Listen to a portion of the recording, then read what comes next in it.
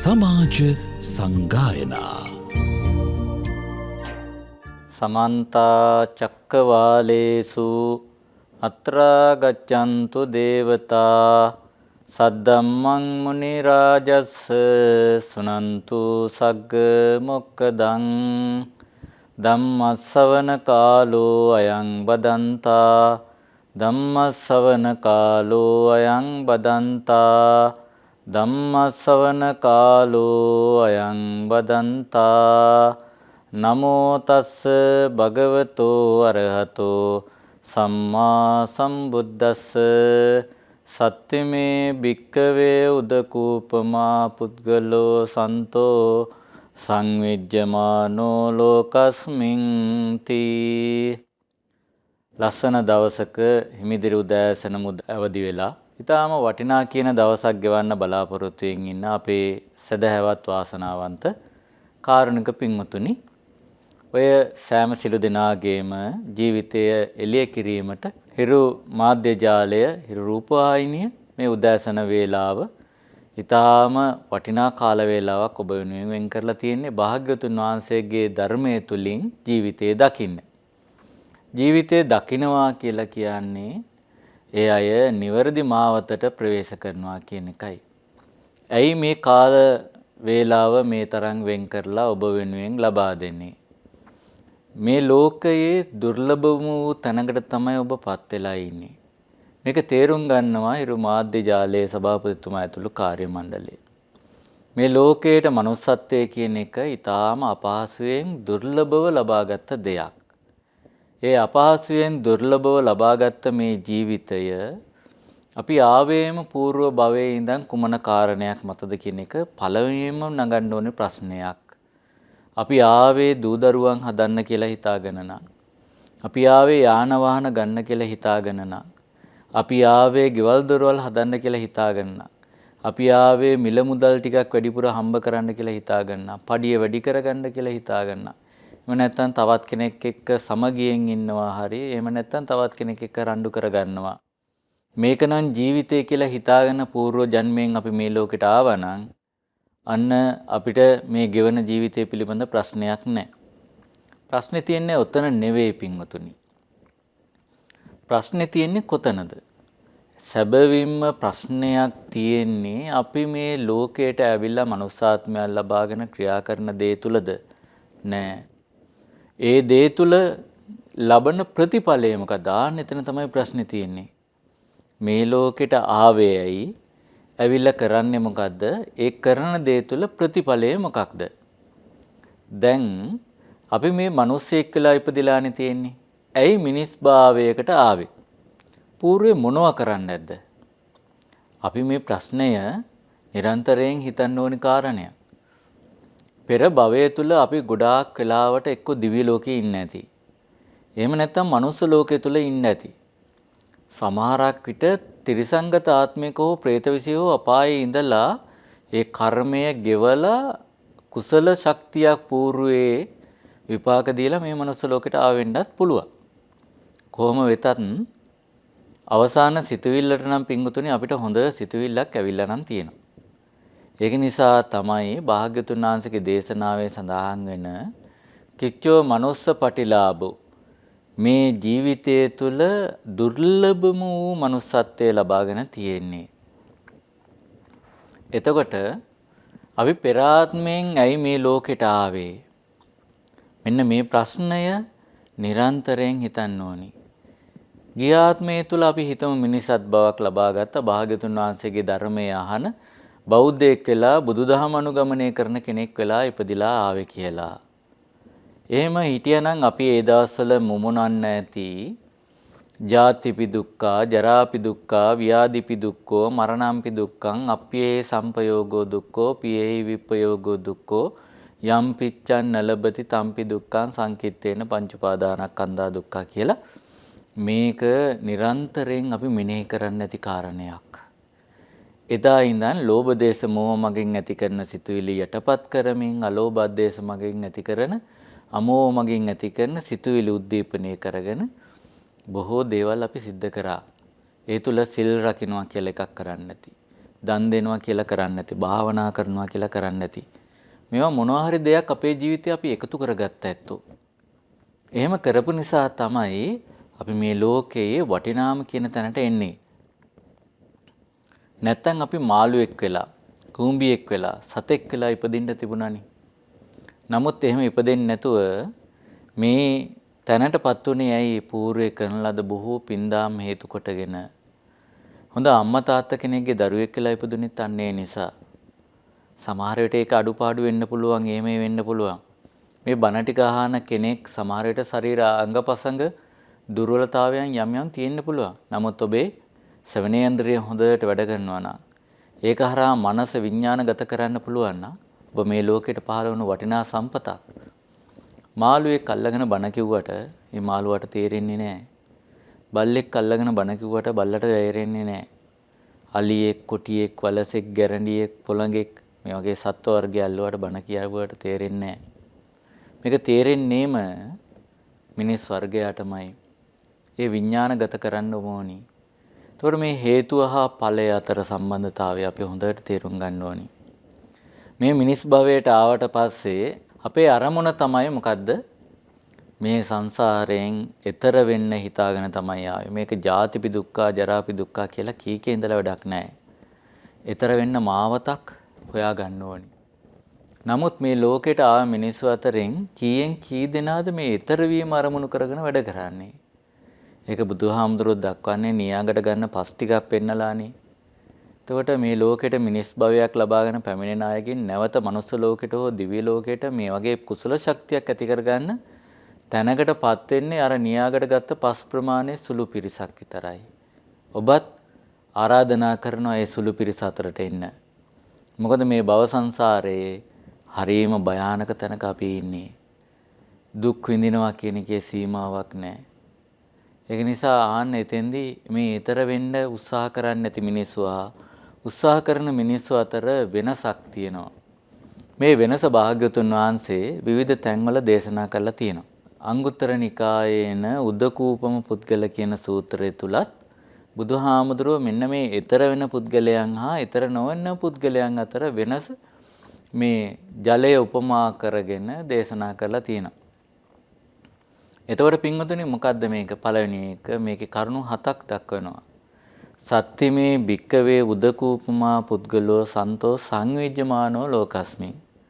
මහණෙනි මේ ලෝකයේ මේ ජලයට උපමා කරලා දක්වන්න පුළුවන් පුද්ගලයෝ 7 දෙනෙක් ඉන්නවා කියලා දේශනා කරනවා. කී දෙනෙක්ද? 7ක්. එයින් පළවෙනි එක්කෙනා දක්වන්නේ ඉදපන භික්කවේ එකච්චෝ පුද්ගලෝ උම්මුජ්ජිත්වා නිමුජ්ජති. දැන් කෙනෙක් මේ ලෝකයේ දියේ ගිලුනහම එයා හිතනවා දියේ යට තරම් සැපක් ගොඩ නෑ, උඩ නෑ. හින්දා මම දියේ යටම ගිලිලා ඉන්න ඕනි කියලා. එතකොට මෙයාගේ ගති ලක්ෂණය තමයි දියේ යට ගිලිලා ඉන්න එක. එතකොට හුස්ම ගන්න කොච්චර අපහසු වුණත්, දියේ යට ඉන්න එක කොච්චර අමාරු වුණත් ඒක සැපක් විදිහට තමයි දකින්නේ. ගොඩ බිමට උඩට යනකොට ඊට වැඩිය සැප තිබුණට ඒක සැපක් විදිහට දකින්නේ නැහැ. එතෙන්දි දක්වනවා ඒකාන්ත කාලෙහි අකුසලෙහි ධම්මේ සමන්නාගතෝ හෝති. මේ ඒකාන්ත කාලයේ අකුසලයේ ධම්මේ සමන්නාගතෝ කියලා කියන්නේ ඒකාන්තයෙන්ම අනිවාර්යයෙන්ම එයාගේ ජීවිතේ හැම වෙලාවෙම සිද්ධ වෙන්නේ අකුසල ධර්මයක්මයි. ප්‍රාණඝාතයම හොඳයි කියලායි ජීවත් වෙන්නේ. හොරකම් කිරීමමයි සතුට හැටියට දකින්නේ. කාමයේ වර්ධව හැසිරීමමයි ජීවිතේ ලස්සන කියලා හිතන්නේ. ඒ වගේම බොරු කියන එක, කේලම් කියන එක, හිස් වචන කියන එක, පරුස වචන කියන එක, දැඩි ලෝභයෙන් ඉන්න එක, කෙනෙකු නසන්න කේන්තියෙන් තරාවෙන් වෛරෙන් ඉන්න එක, මිත්‍යා දෘෂ්ටි එල්බගෙන ඒ හරහා ජීවිකාව ගෙවන එක, මේක තමයි තමන්ගේ ජීවිතය කියලා හිතාගෙන ගෙවන අය ඕන තරම් දකින්න ලැබෙනවා. එතකොට පින්වතුනි අන්න බුදුහාමුදුරුව බලන්න මේ වගේ මිනිස්සු ඕන තරම් සමාජයේ ඉන්නවා සත්ව ඝාතනය කරමින්. ඒ ප්‍රාණඝාතයම ජීවිතේ කරගෙන, හොරකම් කරගෙන, කාමයේ වර්ධව මේ ඔක්කොම දේවල් කරගෙන වැරදි ක්‍රියාවන් මගින්ම ජීවිකාව හසුරුවාගෙන උදේ ඉඳන් හැන්ද වෙනකල් හැන්ද වෙනකන් එළිය වෙනකල් මත් වෙලා සිහිය නැතිව ඉන්න මිනිස්සු ඕන තරම් ඉන්නවා සමාජගත වෙලා. ඒකාන්ත කාලයේහි අකුසලේ ධම්මේ සමන්නාගතෝ හොති. මෙයාගේ ගති ලක්ෂණය තමයි අර දීයට ගිල්ලා ඉන්නකොට සැපයි කියලා හිතනවා වගේ මේ අකුසල ධර්මයන්හි නියැලලා ඉන්න එක සතුටක් විදිහට තමයි දකින්නේ. එතකොට භාග්‍යතුන් වහන්සේ ආන්නේ ඒකයි ඒ කාරණේ දක්වන්නේ මේ අකුසල ධර්මයන්හි නියැලිලා ඉන්න එක සතුටක් විදිහට දකිනවා නම් එයා මේ ලෝකයේ ජීවිතේ ලැබපු manussත්වයට වරදක්මයි ඇති කරගන්නේ. අර දීයට ගිලෙන එක සතුටක් නෙවෙයි පින්වතුනි. ඊට වඩා දෙයක් තියෙනවා මේ මිහි පිට. නමුත් ඒව ගැන හිතන්නේ නැහැ. අරගෙන තමයි හිතන්නේ. අන්න ඒකෙන් මිදවීමක් අපේක්ෂා කළත් අරයා හිතන්නේම සතුට තියෙන්නේම දීයට ගිල්ලා ඉන්න එක කියලා තමයි හිතේ. ඒක නිසා එතෙන්දී බුදුහාමුදුරුවෝ අන්න එහෙනම් මේ සමාජයේ එක සමාජයේ යථාර්ථය සමාජයේ පිරිසක් විවරණය කරන කොහොමද ඒකාන්ත කාලයේ අකුසලයේ ධම්මේ සමානාගතෝ මේ අකුසල ධර්මයන්හි නියුක්ත වෙලා යුක්ත වෙලා ඉන්නවා කියලා ආනෙතෙන්දි දක්වනවා. දෙවෙනි කාරණේ උම්මුජ්ජිත්වා නිමුජ්ජති. තව කෙනෙක් ඉන්නවා මේ දීයට ගිලිලා ඉන්නේ ආ සැපයි විදියට දකිනවා දීයට ඉන්න එක. ඒත් එකපාරක් උඩ එනවා. උඩ ආවා මෙයාට පේනවා ගොඩබිමක් ඈතින් තියෙනවා පේනවා. ජලයේ රැලි නැගෙනවා පේනවා. ජලයේ තියෙනවා පේනවා. අර පෙතරය වෙලා යන්න ඕනි තැන් කියලා පේනවා. ඒව පෙනුනට අනේ තෙන්ඩ යන්න කොච්චර මහන්සි වෙන්න ඕනද? ඒ ජලයේ පීනලා යන්න බෑ. ඊට වැඩිය හොඳයි මට මොකද්ද? දියේ යට ගිලෙන එක කියලා හිතලා ආයෙ කිලෙනවා. උම්මුංජිත්වා නිමුච්ඡති. උඩට මතුවෙලා ආයෙ දියේ කිලෙනවා. මේව මිනිස්සුත් මේ සමාජය තුල ඉන්නවා. බලන්න මේ උඩට මතුවෙලා ආයෙ ගිලෙනවා කියලා කියන්නේ එයා උඩට මතුවනාම සාදු සද්ධා ශ්‍රද්ධාව තියෙනවා කියලා දකිනවා. ශ්‍රද්ධාව කියලා එකක් තියෙනවා කියලා දකිනවා. සාදු හිරි කියලා තියෙන එකකුත් තියෙනවා කියලා දකිනවා. සාදු ඔත්තප්ප තියෙනවා කියලා දකිනවා. සාදු විරිය කියලා එකකුත් දකිනවා. සාදු පඤ්ඤා මේ ප්‍රඥාව කියලා එකකුත් තියෙනවා කියලා දකිනවා. දැක්කට මෙයා මොකද කරන්නේ? අනේ ආපහු ගිලෙනවා ඒක ගැන හිතන්නේ නැහැ. නැවත මොකද්ද කරන්නේ? අර ඒකාන්ත කාලයේ අකුසලයේ ධම්මේ සමන්නාගත වෙනවා. ඒ කියන්නේ එයාගේ ජීවිතයේ අකුසල ධර්මයන් වීම අරව දැක්කත් ඊට වැඩිය අකුසල කර්මයන්හි නියුක්ත වීම හොඳයි කියලා හිතන. මෙයාගේ ස්වභාවයේ කුසලය දැක දැකත් අකුසලයේ නියැලෙනවා. හොඳ චරිතවත් ගති ලක්ෂණයක් නෙවෙයි. මම දන්නවා මේ බණ ටික අහන අපේ අම්මලා තාත්තලා අයියලා අක්කලා නංගිලා මල්ලා චූටි දුවලා පුතාලා හැමෝම බණ අහන්නේම මේ ඒකාන්ත කාලයේ අකුසලයේ ධම්මයේ මේ අකුසල ධර්මයන්ගෙන් මිදෙන්නමයි මේක අහන්නේ. ඒ අහන නිසාම ඔය ඇත්තන්ට ආන්න එතෙන්දි තේරෙනවා මේ ජීවිතේ කොච්චරනම් අපි අකුසල කර්ම කරන මිනිස්සු සමාජය ඇසුරු කරනවාද? ඔබට යම් යම් චරිත මතක් වෙනවා ඇති. කුසල ධර්මයන් දැක දැක අකුසලයේ නියැලෙන අය. කුසලයේ වැදගත්කම දැන දැනම අකුසලයේ නියැලෙන අය. ප්‍රාණඝාතයෙන් වළකින එක දැන දැනම ප්‍රාණඝාතය කරන එක. ප්‍රාණඝාතයේ ආදීනවයන් දැක දැකම ඒක කරන අය. වැරදි විදියට දැක දැකම අදත්තා දානයේ නියැලෙන එක. කාම මිත්‍යාචාරය, මුසාවාදේ, පිසුනාවාචේ, පරුසාවාචේ, සම්පප්පලාපේ, අවිද්‍යාව, ව්‍යාපාද, මිච්ඡාදිට්ඨි. තව වැරදි මේ සිතුවිලි පාලනයකින් තොරව ක්‍රියාත්මක වෙනවා. ඒවා වැරදි කිය දැන දැනම අනුගමනය කරන අය දැකලා නැද්ද? ඔබ ඇසුරු කරන බොහෝ පිරිසක් ඇති. එයා මෙහෙමයි මෙයා මෙහෙමයි කියලා ඔබට වැටහෙනවා ඇති. කොච්චර කිව්වත් අහන්නේ නැහැ, වැඩක් නැහැ මේ ගැන කතා කරලා කියලා. ඒ අය අකුසල කර්මමනි කරගන්නේ අනේ ප්‍රාණඝාතය කියලා. බුදුහාන් කාලෙත් එම් හිටියා. චුන්දසූකරි ඌරු වැද්ද බණ අහන්න ගියේ නෑනේ. ඒ වගේම බුදුහාමුදුරන්ට ආක්‍රෝෂ පරිභව කරපු අය කොච්චර හිටියද? භාග්‍යතුන් වහන්සේ කියන්නේ මේ ලෝකෙන් එතර වෙන්න පහළන උත්තරීතර උත්තමයන් වහන්සේ. ඒ ධර්මයේ දේශනා කරන අතරතුර උන්වහන්සේට කොච්චර චෝදනාවක් නැංගුවද? අපහාස කරාද? නිඳා කරාද? රහතන් වහන්සේලාට වෙන දේවල් කොච්චර ආවද? සෑම අවස්ථාවකම ඔවුන්ගේ ජීවිතයේ පරිහානියට ගියා. මේ කොච්චර කුසල කර්මයක් නිරන්තරයෙන් මතක් කරලා දුන්නට ඒ අනුගමනයක් නෑ. අකුසලයටමයි බර වෙන්නේ. ආන්න බලන්නකෝ මේ අකුසල කර්මයන් කෙරෙහිමයි අවධානය යොමු කරගෙන ජීවිකාව ගෙවන්නේ. ඒකයි බුදුරජාණන් වහන්සේ අන්න එතෙන්දි දක්වනවා ඒකාන්ත කාලයේ අකුසලයේ ධම්මේ සමන්නාගතු. මේ අකුසල ධර්මයන් නියලිලා ජීවිතේ පරිහානියටම තමයි අරගෙන ගිහිල්ලා තියෙන්නේ. එයත් හරියන එක්කෙනෙක් නෙවෙයි සමාජය තුල. තව එක්කෙනෙක් දක්වනවා උම්මුජ්ජිත්වා ටිතෝ හෝති. තුන්වෙනි එක්කෙනා මේ දියෙන් උඩට එනවා ඇවිල්ලා පවතිනවා. ආයි දියේ ගෙලෙන්නේ නැහැ. මේ එක්කෙනෙක් ඉන්නවා ජලයේ යට ඉඳලා උඩට එනවා උඩට ඇවිල්ලා බලනවා. බලනකොට අනේ හුස්ම ටිකක් ගන්න පුළුවන්.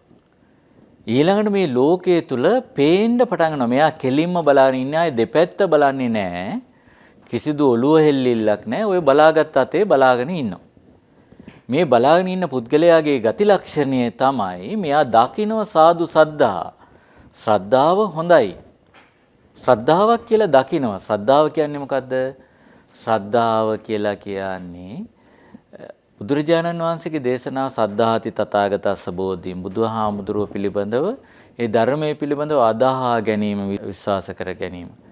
තව තැනක දක්වනවා අචල ශ්‍රද්ධා කියලා. නොසෙල්ලෙන ශ්‍රද්ධාව කියලා කියනවා. ඊළඟ නගරූපම වගේ සූත්‍රයක මේ ශ්‍රද්ධාව උපමා කරනවා භාග්‍යවතුන් වහන්සේ. නගරූපම නගරේ ස්තම්භයකට. ඒ කියන්නේ නගරේ ආරක්ෂාව පිණිස සිටවන ලද නොසෙල්ලෙන කණුවකට ශ්‍රද්ධාව තියෙන්න ඕන කියනවා නිවනට යන කෙනෙක්ගේ.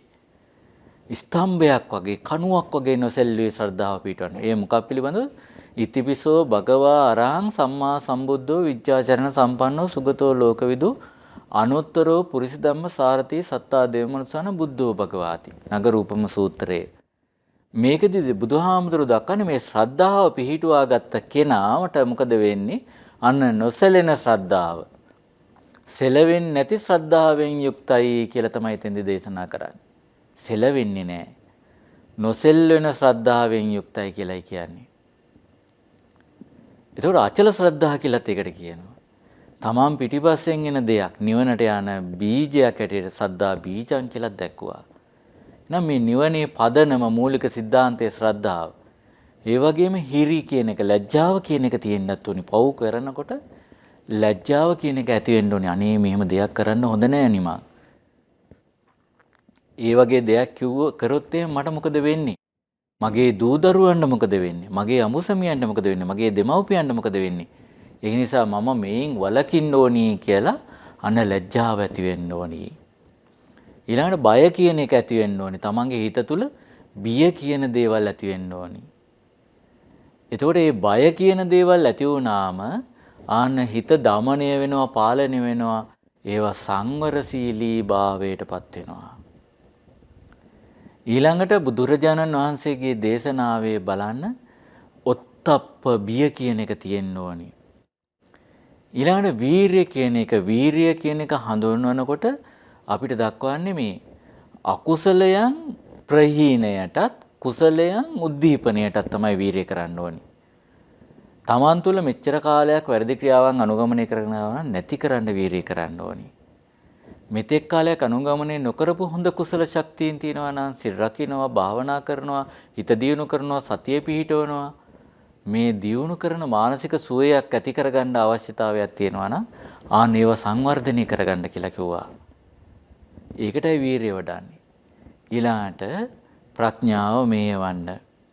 ප්‍රඥාව කියලා මෙහෙවනවා කියලා කියන්නේ ලෝකයේ ඇති වෙනවා නැති වෙනවා කියන උපාද වය කියන දෙක අවබෝධ කරගන්න ඕනි. පුද්ගලයෙක් වුණත් පුද්ගලවාදයක් නැහැ. මේ පදාර්ථ එකතුවක්, ස්කන්ධ එකතුවක්, ධාතු එකතුවක්, මේ කොටස් වල එකතුවක් තමයි පවතින්නේ කියලා දකින්න පුළුවන් වෙන්න ඕනි. මේ හැම වස්තුවකම ස්වභාවය වෙනස් වීමක් කියලා දකින්න පුළුවන් වෙන්න ඕනි.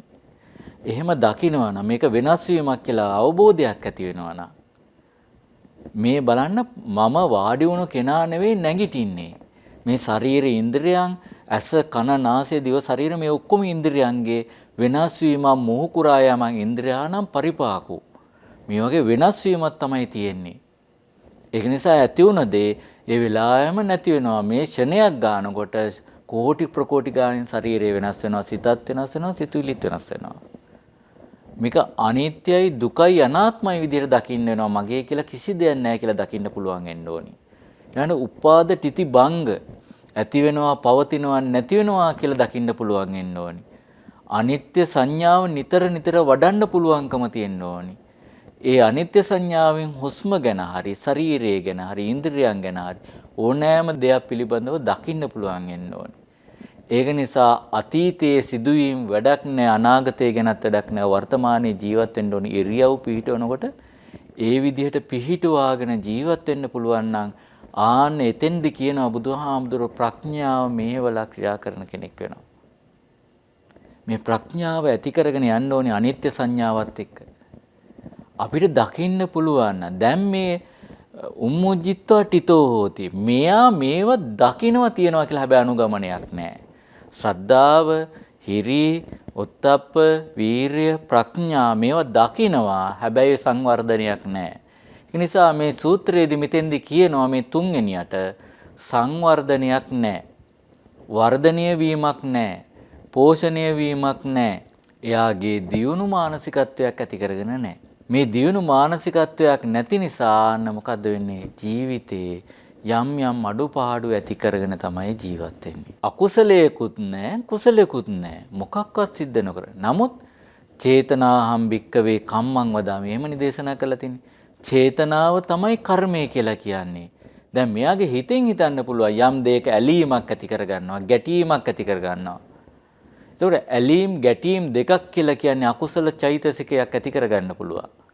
අන්න ඒ හරහා සිතුවිලි හරහා හරි මානසිකව ඇති කරගන්න අකුසල චෛතසිකයක්. ඒක නිසා මෙයා දුර්වල මානසිකත්වයක් ඇති කරගත්තොත් එතන හරි අකුසලයක් සිද්ධ වෙනවා. මෙතෙන්දී බුදුරජාණන් වහන්සේ ආන්න දක්වනවා මේ අකුසල චෛතසිකයන් වර්ධනය කරන්න දුර්වල මානසිකත්වයක් තමයි සංවර්ධනය කරගෙන තියෙන්නේ. බුදුහාමුදුරන්ගේ දේශනාව එහෙනම් පින්වතුනි මේ ලෝකය තුල මේ අකුසල මානසිකත්වයෙන් මුදවා ගන්න උත්සාහ කරන්න ඕනි. උම්මුජ්ජිත්වා ටිතෝ හෝති. මෙයාගේ ස්වභාවය මේක සංවර්ධනය වෙන්නේ අකුසල පැත්තට සංවර්ධනය වෙන්න පුළුවන්. නමුත් කුසලයේ පැත්ත කොයි වෙලාවකවත් හිතන්නේ නැහැ. සංවර්ධනය වෙන්නේ නැහැ. කුසලයේ පැත්ත දියුණු කරගන්න හිතන්නේ නැහැ. හතරවෙනියා බලන්න. උම්මුජ්ජිත්වා විලෝකේති විපස්සති විලෝකේති. එහෙමයි කියන්නේ. ජලයෙන් උඩට මතුවෙලා විපස්සති විලෝකේති. බලනවා දකිනවා. ලෝකයේ දිහා හතර අතේ ඔළුව කරකෝ බලනවා දැන් මෙයා. බලනකොට ලෝකේ පේන්න පටන් ගන්නවා. මෙයාට පේන්න පටන් ගන්නකොට මොකද වෙන්නේ? ආන්න මුලින්ම ශ්‍රද්ධාව ඇති වෙනවා. බුදුහාමුදුරුවෝ විශ්වාස කරන්න පටන් ගත්තා. ධම්මරත්නය විශ්වාස කරන්න පටන් ගත්තා. සංඝරත්නය විශ්වාස කරන්න පටන් ගත්තා. මේ බුද්ධ රත්නය, ධම්ම රත්නය, සංඝ රත්නය මෙලොව පරලොව දෙකම මේ ඔක්කොම විශ්වාස කරන්න ගත්තා. ඒ ඔක්කොම විශ්වාස කරලා මොකද කරන්නේ? ආනේ පිළිබඳව ඊට පස්සේ කර්මය විශ්වාස කරනවා, සීලය පිළිබඳව විශ්වාස කරනවා, මේවා විශ්වාස කරන ක්‍රියා කරන්න පටන් ගත්තා. පටිච්චසමුපාදයට හේතුඵල ධමයක් අනුගමනය කරනවා. ඒ කියන්නේ මම හටගත්තේ මෙන්න මේ නිසා. කුසලයේ කියන්නේ මොකද්ද? අකුසලයේ මොකද්ද? මේවා අවබෝධ කරගෙන ක්‍රියා කරන්න පටන් ගන්නවා. ඒක නිසා මෙයාගේ ජීවිතේ භව 7කින් නිදහස් වීම සඳහා සිත මෙහෙවනවා. ආන්න එතකොට කරුණු තුනක් නැති වෙලා යනවා. ඒ මොනවද? සක්කාය දිට්ඨි, විචිකිච්ඡා, සීලබ්බත පරාමාස. මෙන්න මේ කරුණු තුන පිළිබඳව අවධානය යොමු කරලා යට යනවා මේ කරුණු තුන. සක්කාය දිට්ඨි, විචිකිච්ඡා, සීලබ්බත පරාමාස කියන තුනම නැති වෙලා යනවා. ඒ කියන්නේ උතුම් සෝවාන් තත්ත්වයටපත් වෙනවා. බාන අර දියෙන් උඩට මතුවලා ලෝකේ දිහා දකින මෙයාගේ ස්වභාවය සෝවාන් තත්ත්වයටපත් වෙලා තමයි නවතින්නේ. එතනින් එහාට මෙයා නවතින්නේ නැහැ. මොකද වෙන්නේ? ආන හිත මෙහෙවනවා දීර්ඝව ගෙනියන්න. හිත මෙහෙවනකොට මෙයාගේ හිත දැන් මොකද කරන්නේ? දැන් පතරති. ඊළඟ එක්කෙනා උම්මුජ්ජිත්ව පතරති. දැන් උඩට මතුවලා මෙයා පීනන්න පටන් ගත්තා. සෝවාන් වුණ කෙනේ භව 7කින් නිදහස් වෙම නිසා දැන් කුසලයේ වඩන්න පටන් ගන්නවා ටිකෙන් ටික. කුසලයේ වඩන්න හිත දියුණු කරනවා. හිත දියුණු වෙන්න මානසිකත්වයක් හැදෙනවා. ඒ දියුණු මානසිකත්වයෙන් මොකද කරන්නේ? මෙයා පීනනවා වගේ ආන්න මේ ශාසනය තුල පීනනවා. අන්න එතකොට කාමරාග පටිග කියන දෙක යටපත් වෙනවා. නැති වෙන්නේ නැහැ. යටපත් වෙනවා. ඒ කියන්නේ සකු르දාගාමි වෙනවා. එතනින් එහාටත් හිත දියුණු කරනවා. ඊළඟට රූප රාග, අරූප රාග, මාන, උද්ධච්ච, අවිචා කියන මේ දස සංයෝජන ධර්මම යටපත් කරනවා නැති වෙනවා. නැති කරලා දාන්න වෙර වීරිය වඩනවා. පතිගාදපත්තෝ හෝති. මෙයා අත් දෙක දිග ඇරගෙන කකුල් දෙක දිග ඇරගෙන පීනලා ගොඩබිම ආසන්නයටම යනවා. දැන් ඊතර වීම ආරම්භ කරලා අරූපාවචර බඹතලයක ගිහිලා උත්පත්තිය ලැබනවා. රූපයක් නැති තැනකින් ඊතර වෙන්නේ. එතෙන්දි මොකද වෙන්නේ? පාරගතෝ තලේ තිට්ඨති. ආන්නේ එතනින් අර දියෙන් එගොඩට යනවා. නැමත ජලයේ ගිලීමක් කවදාවත් ඇති වෙන්නේ නැහැ. ඊතර වීම ඇති වුණා කියලා කියන්නේ නිර්වාණය කරා ගියා කියන එකයි. නැවත හුස්ම ගන්න අපහසු වෙන ජලයේ ගිලෙන්නේ නැහැ. ඒකාන්ත කාල අකුසලයේ යෙදෙන්නේ නැහැ. එහෙනම් මෙයා ඇති කරගත්ත ධර්මතා පහක් තිබුණා. ඒ මොකද්ද? එකක් තමයි ශ්‍රද්ධාව ඇති කරගත්ත මුලින්ම.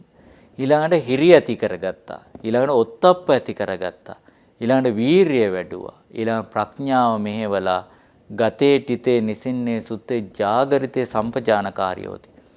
මේ සෑම අවස්ථාවකම මොකද කරේ? හිත දියුණු කළා, හිත පෝෂණය කළා, ලස්සන තැනකට ගෙනියන්න වෙර වීරිය වැඩුවා. ඒ වීරියත් එක්ක මෙයාගේ ජීවිතය මොකද වෙන්නේ? ඊතර වීම දක්වාම ගියා. උතුම් මරියත් වූ රහත් භාවයේ දක්වාම හිත මේවන පුද්ගලයෙක් බවට පත් වුණා. මේ එනං උදකූපම පුද්ගල සූත්‍රයේදී භාග්‍යතුන් වහන්සේ දක්වන්නේ ඊතර වෙන්නේ කොහොමද කියලා. එහෙනම් පෙර ආත්මයේ සිට මේ ආත්මයට ආව අරමුණ තමයි ඊතර වෙන්නේ. ඊතර වෙන්න නම් ඔබ මුලින්ම ශ්‍රද්ධාව පිහිටුවා ගන්න. ඊළඟට පවට ලැජ්ජාවක් ඇති කරගන්න. බියක් ඇති කරගන්න. කුසල් දහම් වඩන්න වීරිය කරන්න. අකුසල් නැති කරන්න වීරිය කරන්න. හිත දියුණු කරන්න. හැම වෙලාවෙම වර්තමානයේ ජීවත් වෙන්න. ඒ අතර භාවනා කරලා හිත දියුණු කරලා සංසාර විමුක්තියට යන්න. ඒ කරා යන්න ඔබට මේ පාරමිතාවක්ම වේවා කියලා සාදු කියලා ප්‍රාර්ථනා කරන්න. උතුම් ධර්ම ශ්‍රවණය කිරීම තුළින් ලබාගත් පුණ්‍ය ශක්තිය ඉෂ්ඨකාමී පින් කැමැති සම්මිය දෘෂ්ටික සියලු දෙවියන්ට අනුමෝදන් කරමු. අනුමෝදන් වේවා. පාර්ථනීය බෝධියකින් අමා මහ නිවනින් සැනසීම පිණිසම දෙවියන්ට හේතු වාසනා වේවා කියලා සාදු කියලා ප්‍රාර්ථනා කරන්න. නමින් මියගේ සිළු දෙනාටත් ඒ වගේම මේ උතුම් කාර්යය සිද්ධ කරන්න කටයුතු සිද්ධ කරන හිරු මාධ්‍ය ජාලයේ සභාපතිතුමා රේණුද සිල්වා මැතිතුමා ඇතුළු හිරු කාර්ය මණ්ඩලයේ හැම දෙනාටම ධර්ම ශ්‍රවණය කළ ලොකු කුඩා හැම දෙනාටම ඔබගේ ජීවිතයේ සැපවත් වේවා. සතුට සාමයේ සැනසීම සැමද ඇති වේවා. නිදුක් නිරෝගී සුවය චිරජීවනයේ දීර්ඝායස ලැබේවා. අවසන නිවන් දකින්නම හේතු වාසනා වේවා කියලා සාදු කියලා ප්‍රාර්ථනා කරන්න. ආකාසට්ටා ච බුම්මට්ටා දේවා නාග මහිද්దికා පුඤ්ඤන්තං අනුමෝදිත්වා චිරං රක්칸තු ලෝක සාසනං. හැම දිනාටම තෙරුවන් සරණයි. සමාජ සංගායනා